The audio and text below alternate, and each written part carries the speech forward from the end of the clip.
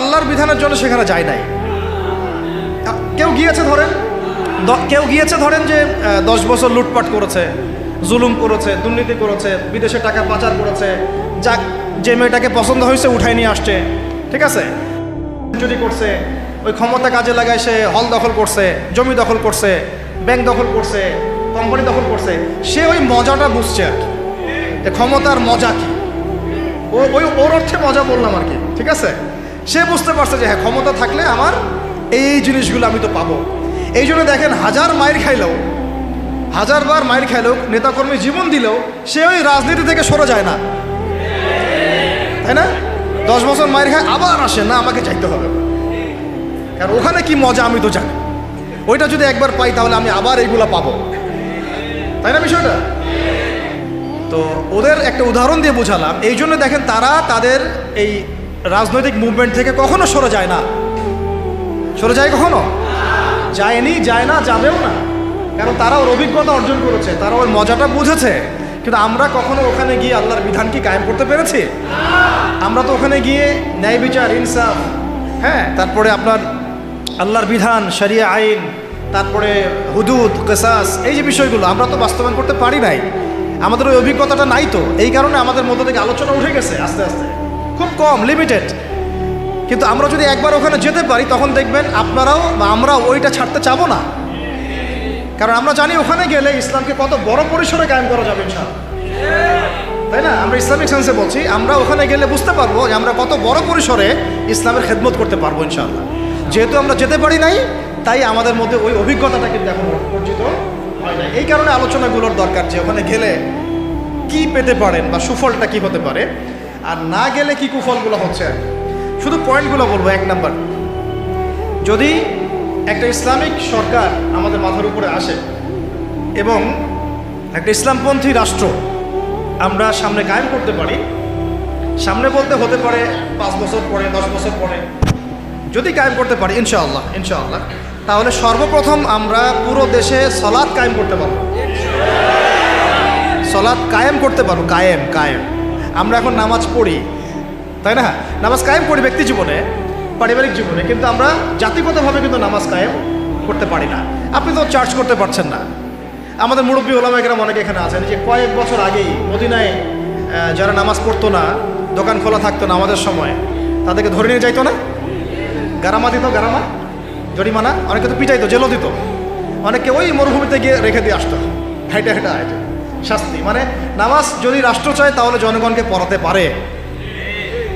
রাষ্ট্র যদি চায় জনগণকে মাস্ক পড়াইতে পারে না? হ্যাঁ। তো রাষ্ট্র যদি চায় তাহলে জনগণকে নামাজও পড়াইতে পারবে ইনশাআল্লাহ। আর যারা বুঝে না তাদেরকে শিখাইতে পারবে। যারা নামাজ পড়তে জানে না তাদেরকে আমরা ইসলামিক সেন্টারে পাঠাইতে পারবো, তরবিয়ত দিতে পারবো, ওলামায়ে কেরামের সোহবতে নিয়ে এসে শিখাইতে পারবো, তাই না? কিন্তু আপনি এটা রাষ্ট্রীয় উদ্যোগে এখন আর করতে পারবেন না। এটা ব্যক্তি জীবনে সীমাবদ্ধ হয়ে থাকে তখন। তো ব্যক্তি জীবনে থাকলে তো আপনি পড়লেও কি না, মানে পড়লে কেউ চার্জ করার নাই, না পড়লেও কেউ চার্জ করার নাই। এটা আপনার ব্যক্তিগত বিষয়ের সাথে নিসবত হয়ে গেল, কিন্তু জাতিগতভাবে কিন্তু নামাজ কায়েম হলো না। কিন্তু নবী সাল্লাল্লাহু আলাইহি ওয়াসাল্লাম কি মসজিদে কোনো সাহাবী না আসলে বা আসতে না পারলে খোঁজ দিতেন না? ওমর রাদিয়াল্লাহু আনহু খোঁজ দিতেন না? ওখানে কি এমন কোনো মুসলিম ছিল যিনি নামাজ পড়তেন না? তো এই একটা বিষয়, যেখানে আমরা কিন্তু এটা করতে এখনো পারি না। আপনি বলছেন 90% মুসলিমের দেশ, দেখেন 70% নামাজ পড়ে না। শুধু নামাজ না, তখন আপনি চাইলে প্রাইমারি লেভেলে, প্রাইমারি স্কুলে কোরআন শিক্ষা বাধ্যতামূলক করতে পারতেন না? হাই স্কুলে আরবি ভাষা শিক্ষা বাধ্যতামূলক করতে পারতেন, কোরআনের কিছু অনুবাদ তো বাধ্যতামূলক করতে পারতেন, সিলেবাসভুক্ত করতে পারতেন। অনার্স লেভেলে গিয়ে আমাদের এই ভাইরা তখন কোরআনের তাফসীর করতে পারতো, তর্জমা করতে পারতো, হাদিসের এরাব দিতে পারতো, এবারত পড়তে পারতো। তারা কি পারে? 95%ই পারে। মাস্টার্স লেভেলে গিয়ে তারা ইফতা দেওয়ার মতো যোগ্যতা হয়তো অর্জন করতে পারতো। আরও অনেক কিছু করা সম্ভব ছিল, কিন্তু এটা আপনি আর রাষ্ট্রীয়ভাবে এখন করতে পারছেন না। তাহলে একটা বিষয় হচ্ছে, দেখুন এক্সাম্পলটা বুঝেন, এখানে তো অনেক ফ্যাক্টরি আছেন আপনাদের এখানে, এটা দেখে মনে পড়লো আর কি উদাহরণটা, যে দেখেন ধরেন আমি একটা চাদর পরেছি, এটা ধার করছি আর কি, এটা আমার না।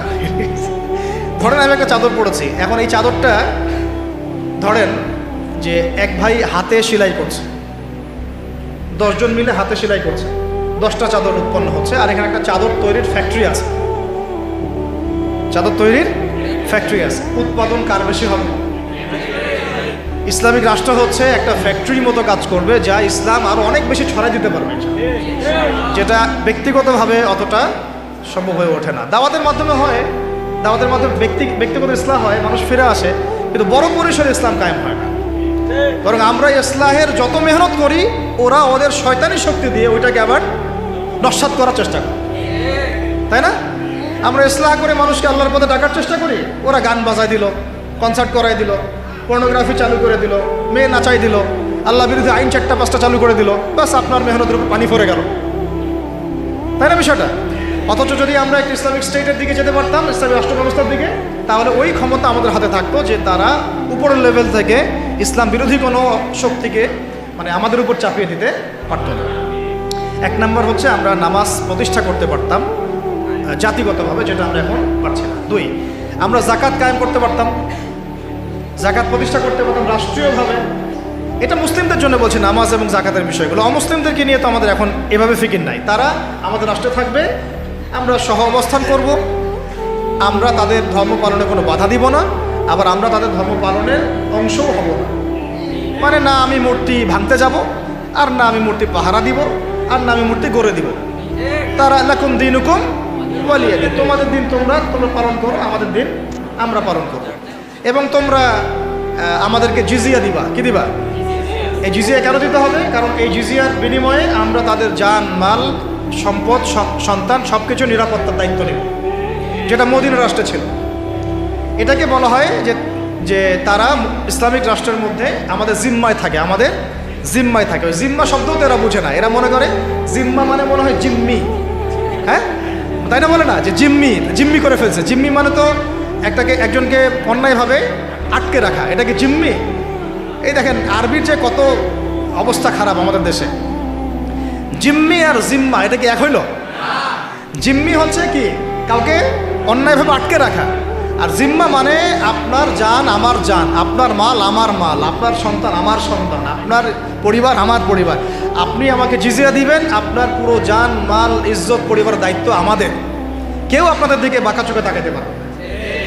যদি তাকাইতে আসে কোনো মুসলমানও যদি আপনার উপর জুলুম করতে আসে, আমরা ওই মুসলমানের হাত কেটে ফেলে দেব যখন আপনার উপর জুলুম হবে। তখন যদি আপনি মাজলুম হন আর মুসলিম জালেম হয়, তাহলে আমরা তার বিরুদ্ধে ব্যবস্থা নেব। এটা হচ্ছে জিম্মাদারি। তো এরা দেখলাম যে এতটুকু বুঝে না। আমাদের একটা স্ট্যাটাস নিয়ে দেখলাম ভারতীয় একটা মিডিয়া এইসব অপপ্রচার চালাইছে আর কি, যে উনি বলছে যে অমুসলিমদেরকে জিম্মায় নিয়ে চলে আসবে। আরে ভাই, জিম্মা তো ভালো শব্দ।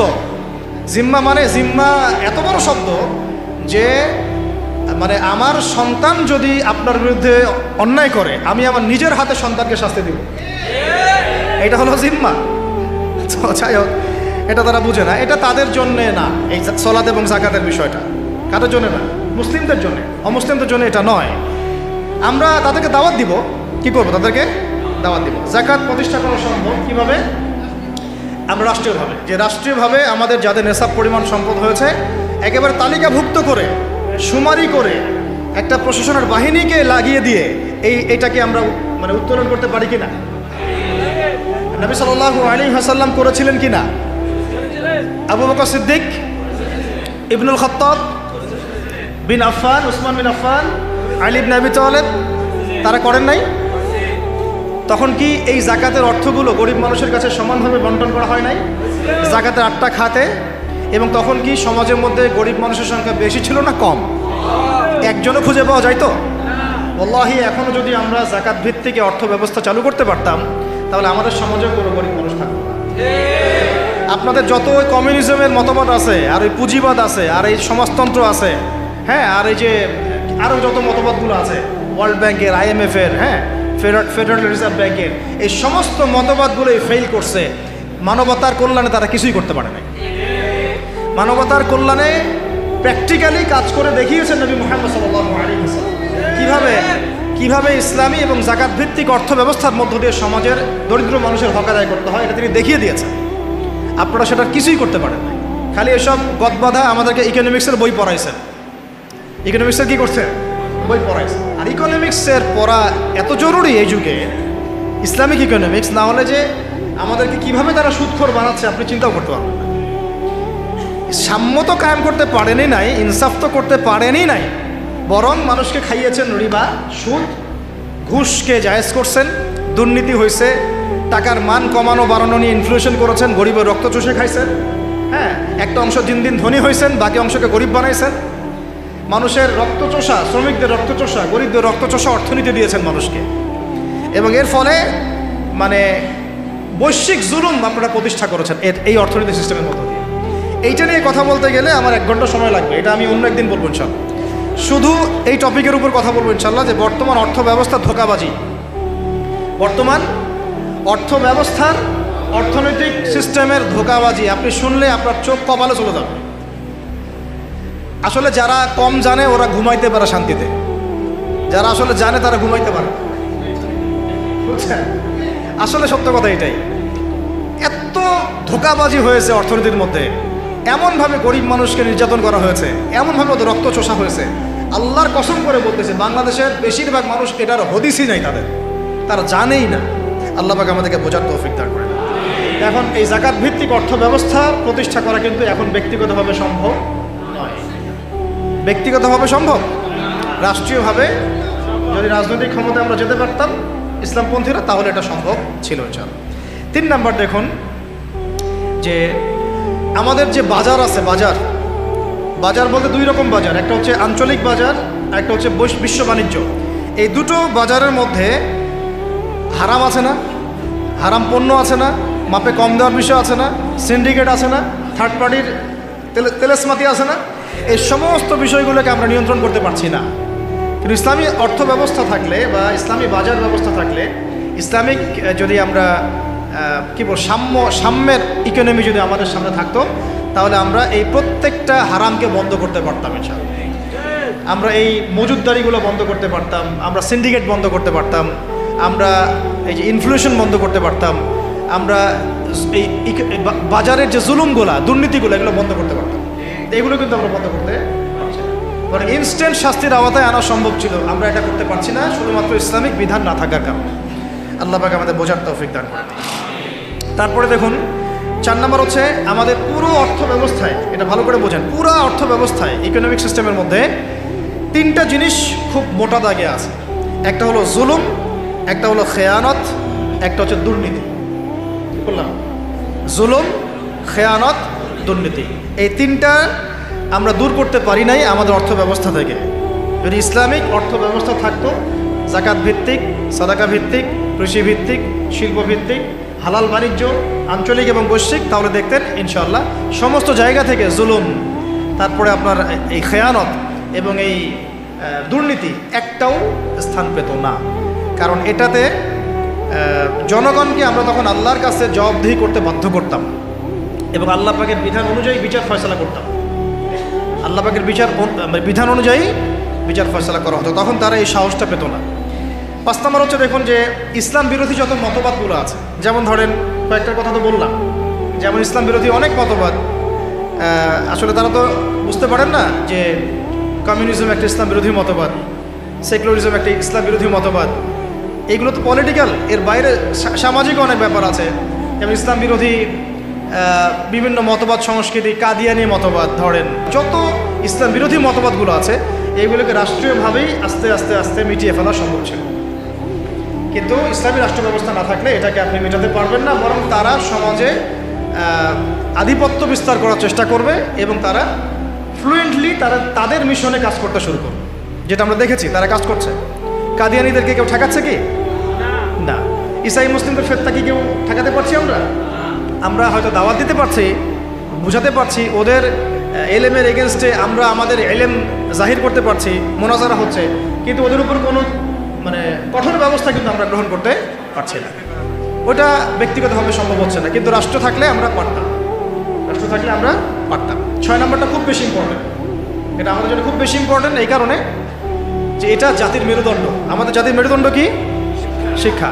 এখন আসেন একটু পিছনে ফিরে থাকেন, বিগত 30, 40, 50 বছরে, বিগত 30 থেকে 40 বা 50 বছরে জাতীয় শিক্ষা ব্যবস্থার মধ্যে ইসলাম কতটুকু আছে আর কতটুকু নাই? আদৌ কি আছে? জাতীয় শিক্ষা ব্যবস্থা, আমি কিন্তু মাদ্রাসা শিক্ষার কথা বলছি না, আচ্ছা, মাদ্রাসা শিক্ষা ব্যবস্থা প্রণয়ন করতে হলো কেন? কারণ জাতীয় শিক্ষা ব্যবস্থার মধ্যে ইসলাম নাই, তাই মাদ্রাসাগুলো না থাকলে তো ইসলাম মিটাই ফেলতো তারা। মাদ্রাসাগুলো না থাকলে কি করতো? ইসলাম মিটাই ফেলতো। তো মাদ্রাসার খেদমত তো একটা সুরত। আমার দেশের 80% 90% মানুষ মুসলিম, কোটি কোটি ছেলে মেয়ে স্কুলে পড়াশোনা করে, কলেজে পড়াশোনা করে, ইউনিভার্সিটিতে পড়াশোনা করে। আচ্ছা, তাদের কি মৌলিক অধিকার না যে তারা প্রাইমারি স্কুলে কোরআন শিখবে, হাই স্কুলে তারা অন্তত আরবিটা শিখবে, ফরজে আইনের জ্ঞান জানবে, হাদিস শিখবে, সিরাত শিখবে, কোরআন অনুবাদ করতে পারবে বা কোরআনের তাফসীর করতে পারবে, অথবা তারা ফিকহ বা উসুলের জ্ঞানগুলো অর্জন করবে, মুফতি হবে, মুহাদ্দিস হবে, মুফাসসির হবে? এই অধিকার কি আমাদের এই কোটি কোটি ছেলের নাই, মেয়েদের নাই? আমরা শিক্ষাকে একদম সেকুলার করে ফেলছি। শিক্ষা ব্যবস্থার মধ্যে ইসলাম আনা যাবে না, ঠিক যেমন রাষ্ট্র ব্যবস্থার মধ্যে ইসলাম আনা যাবে না, অর্থনীতির মধ্যে ইসলাম আনা যাবে না, ঠিক ওই রকমই শিক্ষা ব্যবস্থার মধ্যেও ইসলাম আনা যাবে না। এই কনসেপ্টটাই আমরা আমাদের জাতিকে দীর্ঘদিন যুগের পর যুগ অন্ধকারে রাখছি।